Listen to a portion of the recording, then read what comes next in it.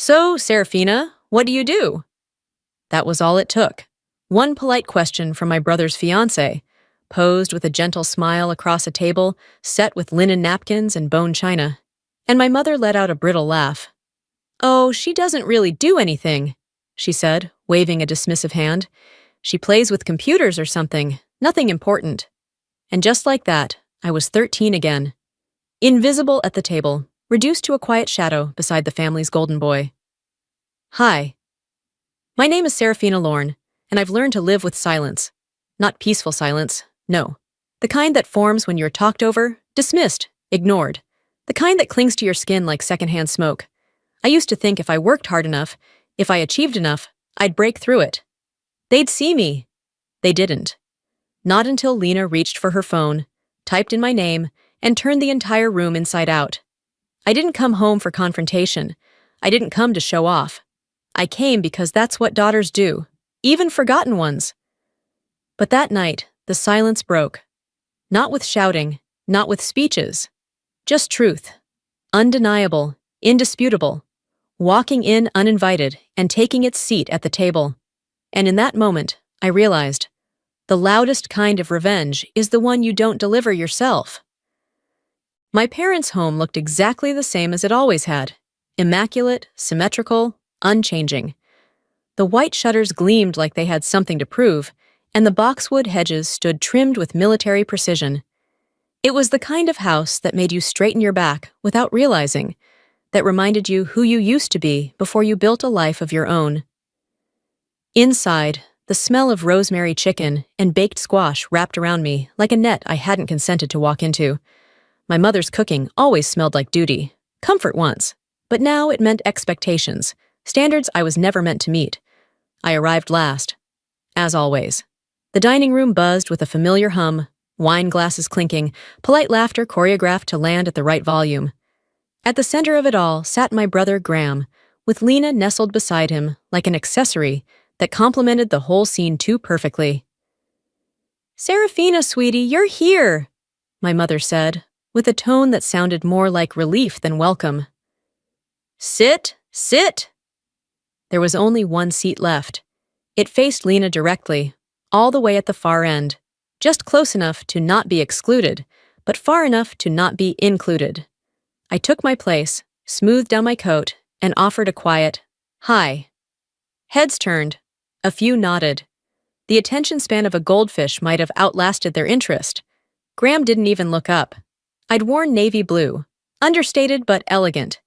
I'd done my hair in soft waves, taken the time. I even wore mascara, which I hated. And still, I may as well have walked in wearing a paper bag. Across the table, my mother poured wine with flourish and asked Lena about her parents' lake house in Maine. My father jumped in with his latest thoughts on bond markets. Graham laughed at something only he and Lena found funny. The space between their chairs didn't exist.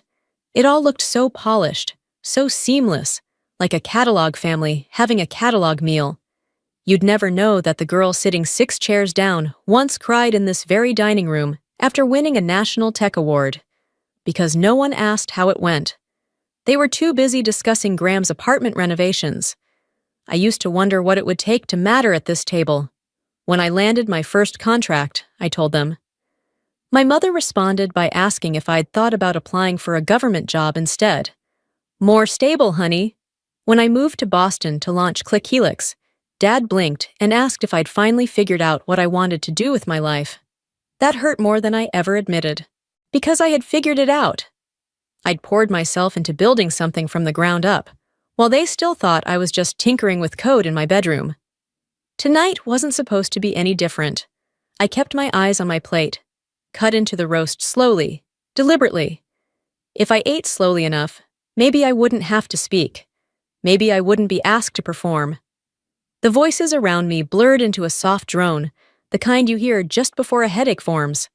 Occasionally, someone would throw a glance my way, like checking a clock, but no one asked how I was. No one ever did. Being invisible has a rhythm. Once you settle into it, you learn how to survive by not expecting anything at all. Until Lena broke the pattern. I hadn't expected much from her. She was new and pretty, and seemingly gentle in the way that women are taught to be when meeting their fiancé's family. She wore pearl earrings and a blush silk blouse. She called my mother ma'am and complimented her cooking like it came from a script. But then, midway through the salad course, she turned toward me with curiosity, real curiosity, and said, "So, Seraphina, what do you do?" The question fell like a stone into still water. Not because it was rude. It wasn't. It was polite, sincere. But at this table, it was an alarm bell, something you weren't supposed to ask. My mother laughed, sharp, automatic, brittle. "Oh, she doesn't really do anything, dear," she said, tilting her head toward Lena like they were old friends sharing a joke. "She dabbles in computers. Some online stuff, nothing serious." The table chuckled politely. I didn't. It was one thing to be overlooked, another to be rewritten. I clenched my hands beneath the table. I wanted to say something. I wanted to correct her, to reclaim my voice. But the moment had already started to pass, just like it always did. And then Lena tilted her head, looked at me again. Not pitying, just curious. A tiny wrinkle formed between her brows. She reached for her phone. My heart ticked louder in my chest. Not because I feared being exposed, but because I knew what she was about to find. And they didn't.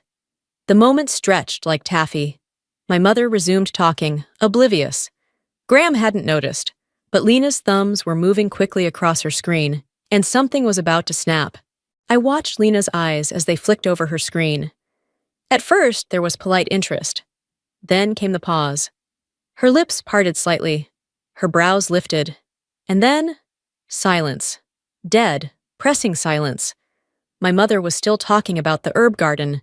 Graham was pouring more wine. But Lena had stopped breathing. She looked up, then looked back down, then back at me. "Wait," she said, barely above a whisper. This is you?" It didn't come out like an accusation. It came out like revelation. The table went still.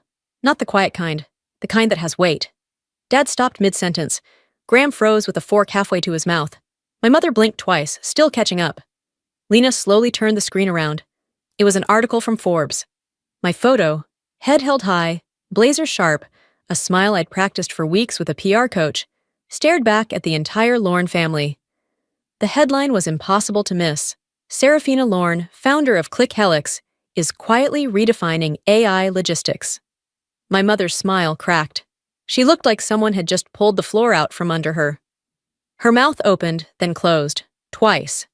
Graham blinked. That's not real, is it?" he said, voice uneven. Lena answered for me. "She's been featured in TechCrunch, Fast Company, and Business Insider. Your company's valued at, what, 15 million? You gave a keynote at the MIT Innovation Forum." She turned back to me, voice rising with excitement. "Seraphina, why didn't you say anything?" I took a slow breath. It didn't seem relevant. Lena stared at me, like I had said I grew wings in the car. The rest of the table didn't move. My mother recovered first, barely. "Well," she said with a strained laugh, "you know how these tech things are. So volatile. Not really like a proper job." My jaw clenched. She couldn't even give me this. Lena wasn't having it. No offense, but if this isn't a proper job, what is? She's the CEO of a major tech firm. She built something most people couldn't even imagine. Do you know how hard that is? My father cleared his throat, the way he always did when he wanted to change topics but had no idea where to go. Graham looked like someone had knocked the wind out of him. He opened his mouth, but no sound came. I should have been basking in it, the moment, the look on their faces, years of being overlooked, outshined, packaged neatly into the quiet one who works with computers. And now the truth was unignorable. But I wasn't smiling, because this wasn't triumph. Not really. This was exposure. The story they'd written about me, insignificant, forgettable, had just been torn to shreds by facts they never cared to ask about, and now they were scrambling to make sense of it. Lena leaned in. "How did you even come up with the idea for ClickHelix?" I looked at her. She meant it. This wasn't small talk. I hesitated, then spoke. I used to work in back-end systems for an online retailer. Everything was inefficient. Delayed shipments, mismanaged inventory, poor forecasting. I thought, I could fix that. I started coding a prototype at night. Then I quit. Took everything I had, maxed out my cards, spent months living on ramen and spreadsheets. Her eyes widened. You're kidding! I'm really not. Across the table, no one interrupted. For the first time in my life, I was speaking, and they were listening. We launched our first beta with 3 small businesses in Boston. They saw inventory errors drop by 40%. I took those numbers, built a deck, and pitched to 10 investors. 1 bit. The rest is Googleable, I guess. Lena laughed, warm, delighted, unbothered by the stunned stares around her. That's incredible, she said. And you've scaled it to… what? Nationwide? North America. We just signed 2 Canadian logistics chains. My mother made a noise in her throat, like she was trying to swallow her surprise and pretend it wasn't new. My father looked down at his plate like it had personally betrayed him. And Graham, he was still staring at me. But now there was something different in his eyes, recognition, maybe even something close to respect. I didn't need it, not anymore. But I saw it, and I filed it away like a receipt I'd never use. Lena had more questions. What our team looked like, how we handled funding rounds, what the biggest hurdle had been. I answered all of them, not to show off, but because, for once, I didn't have to shrink. When I stopped speaking, the silence returned. But it was a different kind of silence now. Not the kind that shuts you out. The kind that doesn't know what to do with you. I sat back, folded my napkin neatly in my lap, and let it settle. Dinner continued technically. Plates were passed, glasses refilled, but the performance had broken. The choreography was off. No one quite knew what role to play anymore. My mother, usually the star of the table, had gone unusually quiet. She picked at her food like it might bite her. The tension clung to her shoulders like a second sweater. My father attempted a return to politics, something about economic forecasts and trade tariffs, but his voice didn't carry the same certainty. Every word sounded hollow, like he was reading aloud from a page he no longer believed in. Graham. He was somewhere else, still looking at me like he was trying to rearrange all his mental files. I wasn't the little sister who fixed the Wi-Fi anymore. I was the one building systems entire companies now depended on. Lena, bless her, kept the air alive. She steered conversation back to business, asked follow-ups that showed she'd been paying attention. Not to be polite, but because she was genuinely impressed. She was the only one at that table who didn't flinch around the truth. After dessert, pecan tart with whipped cream, untouched on half the plates, we moved to the living room. Same plush furniture, same heavy drapes, but everything felt different now. Lena caught me by the arm near the hallway. Seriously, she whispered, that was incredible. I mean, I knew you were smart, but damn. I gave her a small smile. Thanks, and thank you for Googling me. She laughed. I figured if no one was going to give me the real story, I'd find it myself. She meant it as a compliment. But it hit deeper than she realized, because no one at that table had ever wanted the real story. Later, as Lena and Graham slipped on their coats by the door, she hugged me, warm, genuine, not the brittle, obligatory kind my family specialized in. We should talk more, she said. I'd love to pick your brain sometime. I know a few people in venture, women-led funds.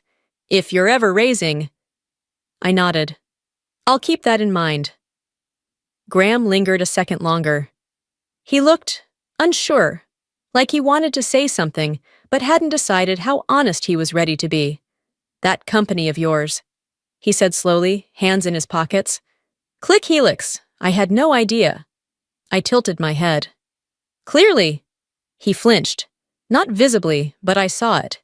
Years of casual dismissal don't vanish in one evening. But he tried. Lena's friends, some of them are investors. She mentioned you might be looking for connections. There it was. I paused, held his gaze for just a second too long. Thanks, I said, voice even. But we're good. Current investors are solid. We've already got our next round planned. He nodded, looking more disappointed than he expected to be. As he stepped outside, I closed the door behind him softly. That was the moment I realized I wasn't angry anymore. Not bitter, just done. The house grew quiet again. My mother appeared in the hallway, arms crossed, a strange softness behind her eyes. "Seraphina," she said, like the name finally meant something. "Why didn't you ever tell us? About the company, the articles? All of it?" I turned toward her. My father stood a few feet behind, his hands folded like a schoolboy caught skipping class. I didn't raise my voice. I didn't need to. "I did. Remember when I brought up the prototype? You said it sounded cute, but unstable. You told me to look into teaching." My mother looked like she wanted to protest, but thought better of it. "And the first round of funding," I added. "I mentioned it at dinner once. Dad asked if Graham needed help paying off his car lease." They both looked at me, unsure whether to deny or apologize. "We just didn't understand," my father said, quieter than I'd ever heard him. "It's all this tech stuff. It's not like our generation." "It's not about understanding," I said gently. "It's about listening." My mother blinked. Her eyes glistened, but she didn't cry. "We're proud of you," she whispered. "We just didn't show it well." I nodded once. That was enough. I didn't need a parade. I just needed them to finally sit with the discomfort they'd spent years avoiding. When I left that night, the driveway was dark. The stars were clear. Vermont skies always held more stars than Boston's. My phone buzzed on the way home. A message from Graham. "Hey, Seraph, Lena's really impressed. She knows a couple of firms looking to fund Series B tech plays. Want me to set up intros?" I stared at the screen. A year ago, I'd have said yes in a heartbeat. Now? I typed, "Thanks, but no need. We're already locked in for the next round." And hit send. It wasn't revenge. It was preservation. Not every door needs to stay open just because someone finally noticed there's gold behind it. The drive back to Boston was quiet, but not heavy. For the first time in a long time, I didn't feel like I was carrying a weight I couldn't name. I wasn't rehearsing arguments in my head or replaying wounds that never got acknowledged. I wasn't chasing their approval anymore. I wasn't angry. I wasn't even sad. I was free. I passed the state line under a sky full of stars, headlights cutting through the dark like a promise. The world hadn't changed, but something in me had. And once that shift happens, there's no going back. That dinner hadn't been a victory lap. It hadn't been a performance. I didn't come in with a PowerPoint, didn't throw my achievements in anyone's face.